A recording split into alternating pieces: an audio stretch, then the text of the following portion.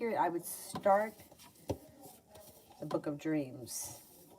This will be the first in this series of, well, I'm going to do them in sections. So we'll do the first one here. We'll start off with the Book of Dreams, and then I'll do pieces of the other ones. So this one is Dreams. Discover the Meanings of Your Nightly Journeys by Pamela Ball. And this is what the back says. We spend a third of our lives asleep. The wonders we experience while in that state are messages from the subconscious as we go and can guide us in our waking lives. The essential look at the symbols of many common dreams, such as flying, falling, meeting a celebrity, will inspire and intrigue you. You can refer to this source of wisdom again and again. Whenever you have an impactful dream, enter the virtual reality of your dream life with confidence and joy as you explore the creations of your mind. Okay, so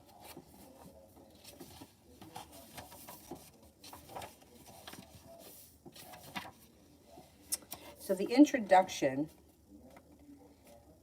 talks a little bit about Freud and Jung, who Jung was a student of Freud. And what it says here underneath the picture of Freud is, Sigmund Freud believed that our dreams had clues to our attitudes towards sex and sexuality, clues that could help us analyze and unlock our deepest subconscious desires. Okay, now, introduction. The Penguin Dictionary of Psychology defines a dream in the following way: a train of hallucinatory experiences with a certain degree of coherence, but often confused and bizarre, taking place in a condition of sleep and similar conditions. Sleeping and dreaming. Dreams are said to be the mind's way of making sense of the various types of input which it has to cope. It has certainly proved that human beings need sleep in order to function successfully, and that the role of the dream seemed to be balancing the psychological and the physiological activities within us. In the waking state, we are continually feeding information into our brain, which is not filed in any efficient way. Dreams are therefore believed to, in many ways, perform two functions. One is sorting and filing the information, and the second is the presentation in dreams, all of the information needed at any given time for the dreamers to interact more wholly with the worlds in their daily lives. So that's pretty much kind of corresponds to what my teachers have always said to me, that your dreams are sort of processing what your subconscious doesn't fully understand in waking life, kind of comes out in the dream state. It also could be purging from the subconscious things that are painful or things that you've had to mourn or get past, which makes sense. When the limitations of the conscious mind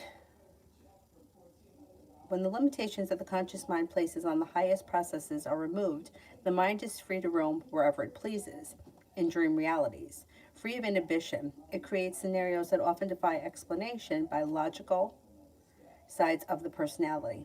In looking for explanations of these dreams, we have to become more instinctive and creative in our pursuit of knowledge, which opens up ways to approaching things that often would have seemed impossible on a conscious level. During the process, we tap into not only our own stored house of memories, perceptions, and beliefs and images, but also into an even more subtle level of information that is available to everyone. This is the level that Jung labeled the collective conscious, a collection of inherent norms of conduct, beliefs, ideals, and related symbols that repeat emerge to all of us. Now, I believe in that, in the collective conscious. And I've mentioned it before, my dad and I both have the same dream over and over again. It's a recurring dream where he's had it where he's walking too. I've never had it walking. I've had it where I was in a bus, I was in a car, I was driving up a hill that was so steep that you couldn't see the top of it. You couldn't see what came over the other side. And it felt like we were going to slide back or we were sliding back. I've had that dream and he's had it. I don't know what it means, but, and it's reoccurring. I have it all the time. Like, I don't have it all the time, but I've had it many times. I have also had this dream where I'm in some kind of a large body of water and I'm jumping up and down in the water and I'm flying really high into the sky. Now, I bought for Mother's Day once, it wasn't this one, but it was probably about this size. It was white. It was more of like a flower pot that was kind of shaped like that, where it was wider on top. It was white and it had blue flowers on it. I bought it for my mom for Mother's Day. Actually, no, it was kind of shaped like this, I think. Upside down, like that. It was white, it had blue flowers on it. And I had a dream that it was a life-size pool in my friend's backyard, and she has a pool. At her parents' house, they had a pool. And I was in the water, jumping up and down. And like I could, every time I landed and flew back up, I flew back up higher. Very strange. But I've had that same dream similar times, not always in the same body of water, but always in water. Okay. A brief history of dreams. Dream interpretation has a long checkered history. Ancient peoples had great faith in prophetic dreams, which they called visions. They believed that they were sent by gods as warnings and guidance. In the light of the modern day belief that the dreams come from a higher self or of a more spiritual side of ourselves, we have almost come full circle. By the 14th century AD, dreams were considered important enough for the seer called Artemidorus to have put on record the 5 books of dream interpretations. Until the 19th century, when Freud began to look at the dreams, many of the interpretations that Artemidorus gave were accepted as accurate. Indeed, many books on dreams still hold these traces and interpretations. Early psychoanalysts, particularly Freud, believed that dreams could be explained according to our attitude of our own sex and sexuality. As more information becomes available to therapists and dream workers through research, it became apparent that this was not the only basis for our explanation. Therapists such as Freud believed that it was only possible to decode dreams with a professional's help. However, we now know that that's untrue. Unless the dreamer is receiving medication for depression or some such difficulty, as Freud's students realized, it wasn't wise to give the analysis all the powers, especially because of how colored the interpretations could become by the unconscious perceptions of the analysis themselves. A movement rose to widen the interpretation of dreams. Jung, having been a student of Freud, suggests that one of the ways to interpret them was to recognize dream elements and characters as part of the dream's own personality. That makes sense too. The kind of subjective approach was greatly liberating, putting the interpretive power back into the hands of the dreamers, who are, after all, the ones with the access to the inner recesses of their own minds. It was from this that Jung's renowned work on the archetypes arose, although we don't cover them in detail in this book because it's so well covered elsewhere. He does recognize the validity of sexual impulses arising from the duality of the masculine and the feminine. In so doing, he accepts that there are certain unacknowledged inner parts of ourselves, such as the shadow, the neglected side of each individual, the anima or anima, whatever, the inner feminine in the man, and the animus, the inner masculine in the woman, that dreams could sometimes reveal to us, as well as the more obvious dream interpretations.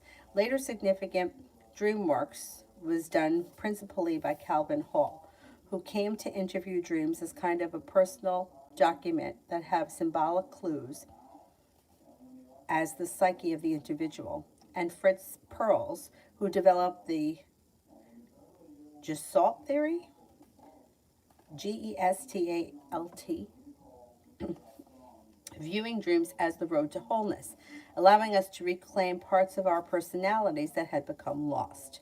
The aim of this book This book attempts to draw all strands of dream interpretations together so that you, the dreamer, can develop to your highest potential. It has been designed to enable you to begin your own journey of dream exploration and become your own dream therapist. With the help of information that the dream symbols in the pages that follow, you will decide what your dreams mean and what you're going to do about them. And above all, you will decide what degree you will allow your dreams to affect your everyday life and vice versa. The only thing I don't like about that is if anybody has ever been in a situation where,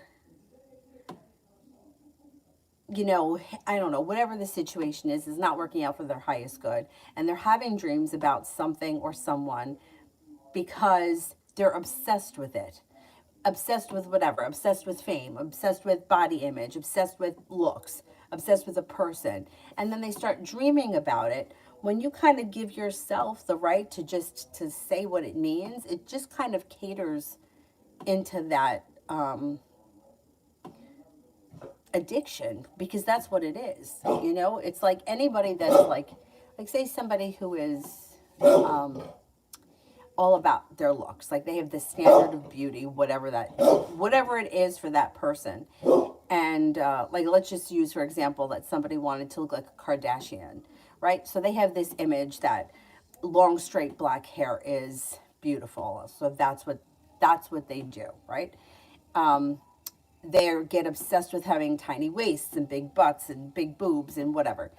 And that's their obsession in their waking life. If they're dreaming about it in the evening, which is you're dreaming about it because you're obsessed with it, which is an addiction, and then you allow yourself to decode your own dreams, it kind of feeds into the addiction rather than seeing the reality of the situation as to what it is. So I kind of have an issue with that. It's like if somebody dreams about, like if you dream about your best friend from kindergarten, you haven't seen them in 20 years, you haven't thought about them in 20 years, and then you're dreaming about them. To me, that's more significant than the person that is dreaming over the person that they have a crush on. Because when you have a crush on someone and you're thinking about them 24/7, it's no shock that you'd be dreaming about them. But dreaming from somebody from the past who's not so significant, those dreams to me, I feel, are more significant. I could be wrong, but that's what I think. Starting on page 12 is a dictionary of symbols presented in alphabetical order for you to use. You will see that some of the entries, such as animal and house, have various subcategories within them to dive deeper into your interpretations. Keeping a dream diary, I think that's a good idea. To get the best from this book, it's best to record your dreams, preferably a dream diary, as soon as you can after they happen. This can be done by recording your voice or writing down everything that you can remember as soon as you wake up. The setting of the dream and all the images, who were present, what was said, what you as the dreamer felt about it, the emotions that were present, and how everything hung together. You might find it helpful in order each symbol that you remember in alphabetical order for the use, or that's just, okay. So basically they're saying keep a dream diary. And I always like to go with how I felt in the dream over what actually happened in the dream. Gaining further insight. You will sometimes have immediate insights and clarifications that will be enough to allow you to interpret your dream successfully. However, there will be times when many interpretations of the same dream seem equally valid. One of the most effective ways of gaining further insight of a dream is that's difficult to interpret is to work with a supportive friend. Often by taking time with each dream with another person, you'll remember additional aspects of the dream. You'll see it in a different light, which enables you to enhance your interpretation. Additionally, some interactions between the dream characters may be obvious, which may offer new clarity and new insights. A useful approach can be to explore the dreams first, from the dreamer's personal point of view. I was, we were, I seemed, and then work more subjectively with the images. The room was large, the tree was odd, allowing the dreamer's perspective to shift to an observer. It can be useful for the dreamer to choose one of the characters of the images in the dream to become. that character, or that object, to experience the dream from that viewpoint. Since all of the parts of the dream are aspects of ourselves, even objects such as cars and trees, by experiencing the scenarios from a different perspective, we gain additional insight into ourselves. This process can continue with the image in the dream until you feel that you have a better understanding. With this practice, you will become more proficient in interpreting your dreams. Roadmap for your dream experience explorations. Regularly working with your dreams in ways that we just outlined, whether positive dreams, anxiety dreams, or magical dreams, will allow you to gradually learn more about yourself and your private dream world. The premise is the better you understand yourself and the world in which you live, the happier and more fulfilled and more enriched the future will be for both yourself and those in the wider world around you. So we hope that you enjoy this exploration that the dream roadmaps allow you to unfold. Okay, here's the Dreamer's Dictionary. So let's see. Just going to go through this. Is there anything here?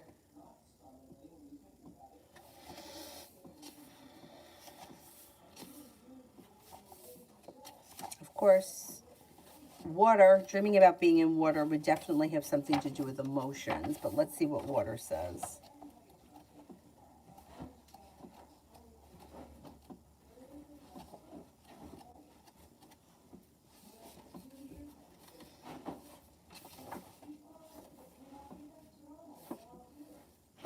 Water. Water is usually taken in dreams to symbolize all that is emotional and feminine. It's a mysterious substance given that it is the ability to flow through, over, and around objects. In its quality of being able to wear away anything that gets in its way, water can also stand for the dreamer's potential and ability to create a new life in response to his own inner urges.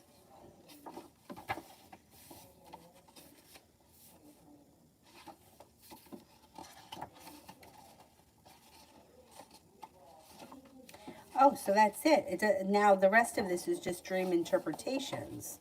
All right, so let's see.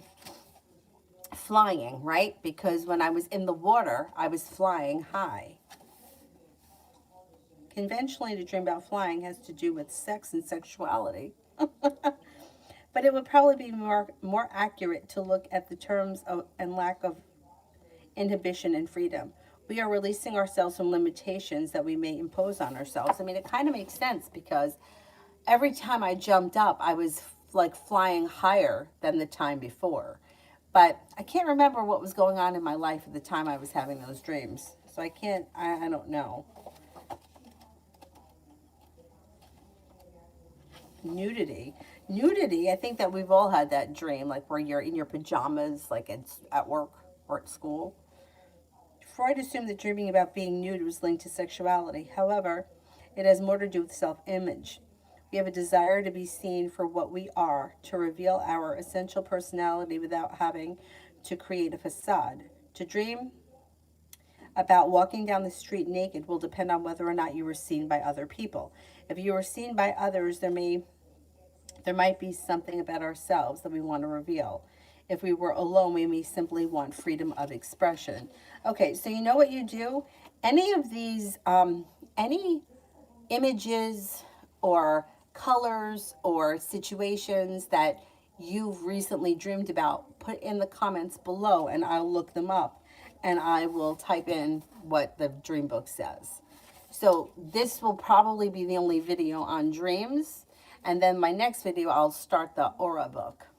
But right now Avery's sleeping, so I'm going to try to do a live stream before she wakes up. Because this is a really bad time for her to be sleeping.